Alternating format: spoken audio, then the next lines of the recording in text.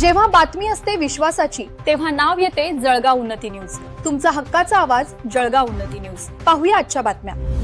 शेगाव वरवट वसाली मार्गाच्या डागडुजीचा फार्स, जखमा पूर्ण अंगाला आणि मलमपट्टी फक्त हाताला. शेगाव प्रतिनिधी. वरवट ते वसाली या मार्गावर 15 दिवसांपूर्वी करण्यात आलेल्या रस्त्याच्या डागडुजीच्या कामाचा दर्जा आणि नियोजनावर वाहनधारकांकडून तीव्र संताप व्यक्त केला जात आहे.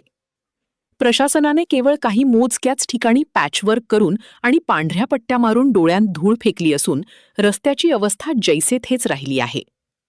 या निकृष्ट कामामुळे वाहनधारकांना जीव मुठीत धरून प्रवास करावा लागत असून या संपूर्ण प्रकरणाची सखोल चौकशी करण्याची मागणी जोर धरत आहे.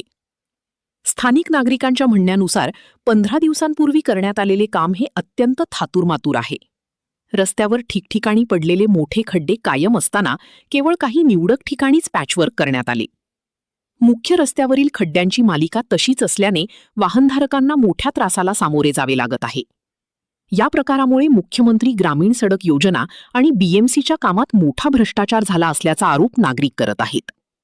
या रस्त्यावरून प्रवास करताना वाहनधारकांना तारेवरची कसरत करावी लागते.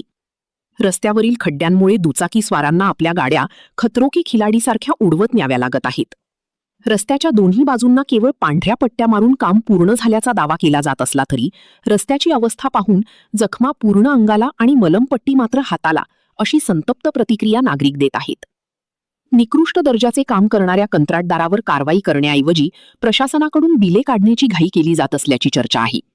मात्र नागरिकांनी प्रशासनाला स्पष्ट इशारा दिला आहे की जोपर्यंत रस्त्यावरील खड्डे पूर्णपणे बुजवले जात नाहीत आणि कामाची योग्य चौकशी होत नाही तोपर्यंत कंत्राटदाराचे कोणतेही बिल काढू नये. या प्रकरणाची वरिष्ठ स्तरावरून चौकशी होऊन दोषींवर कठोर कारवाई होणार का की केवळ कागदी घोडे नाचवून नागरिकांच्या जीवाशी खेळ सुरूच राहणार याकडे सर्वांचे लक्ष लागले आहे.